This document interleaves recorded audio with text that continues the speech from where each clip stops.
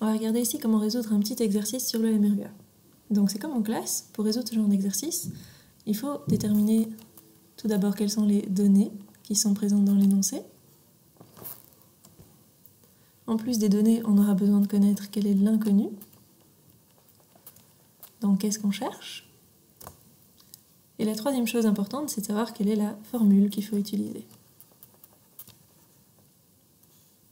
Donc on va commencer par regarder quelles sont les données, quel est l'inconnu, quelle est la formule à utiliser.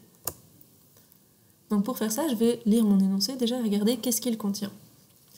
Alors, un voilier navigue selon une trajectoire rectiligne vers la droite. Alors ça, c'est la première chose qui est importante. Vers la droite, on vous donne une direction. Ça veut dire que le voilier, il va dans ce sens-là.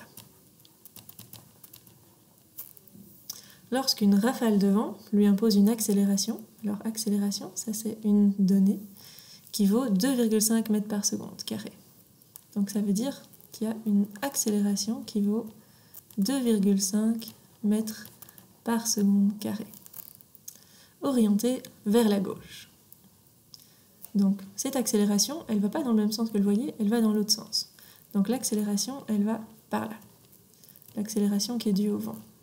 Alors ça veut dire quoi? Si vous vous rappelez ce qu'on a vu sur les référentiels, alors quand notre référentiel il va de gauche à droite, s'il y a quelque chose qui va de droite à gauche, on va devoir mettre un moins devant cette valeur. Donc l'accélération ici, elle est négative parce qu'elle est dans le sens inverse du voilier. Et on nous dit que l'accélération, elle a lieu pendant 4 secondes. Donc 4 secondes, ça c'est un temps. Après la rafale de vent, le voilier se retrouve à avancer rectilinément vers la gauche. Donc le voilier, au début, allait vers la droite, maintenant, il va dans l'autre sens, il va vers la gauche. Donc ça veut dire qu'il a changé de sens. Avec une vitesse de... Donc on a une vitesse de 3 mètres par seconde. Donc la vitesse à la fin, donc la vitesse finale, est de 3,0 mètres par seconde. Et donc si vous avez suivi, comme maintenant il va vers la gauche, la vitesse elle est négative. On suppose que pendant la rafale de vent, l'accélération du voilier est constante. Alors une accélération constante, ça veut dire qu'on est bien dans le cas d'un MRUA. Donc on peut utiliser les formules de MRUA. Donc ça, ce sont toutes les données présentes dans l'énoncé. Quel est l'inconnu? Donc ça, c'est ce qui est en gras ici. Déterminer la vitesse algébrique initiale du voilier. Donc la vitesse algébrique initiale, c'est VI. Alors, qui peut aussi parfois être notée V0. C'est la vitesse au temps 0.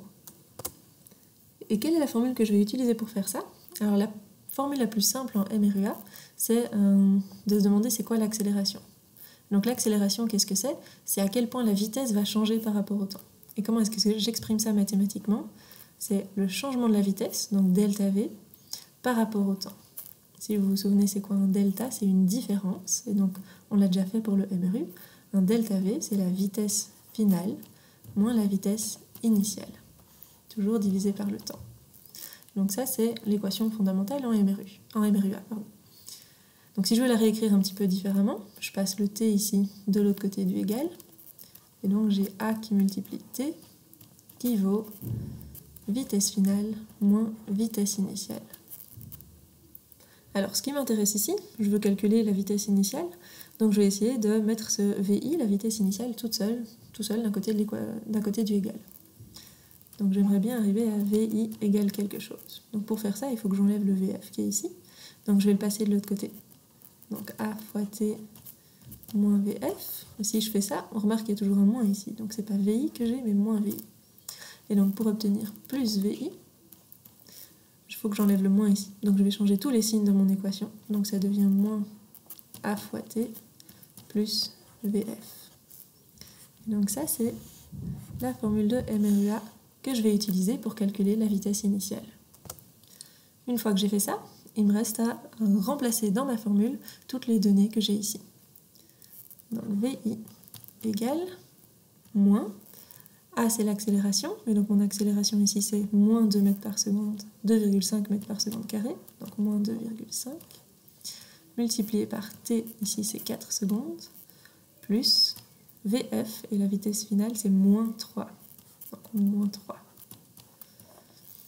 Et donc, je vais calculer ça. Donc tout d'abord, moins fois moins, ça fait plus. Donc je peux écrire 2,5 fois 4, plus moins 3. Alors 2,5 fois 4, ça fait 10.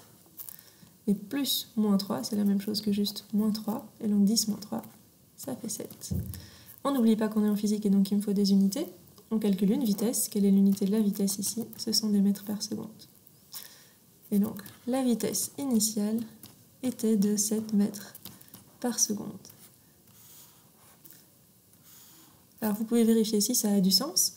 C'est une vitesse positive, ça veut dire que c'est une vitesse vers la droite.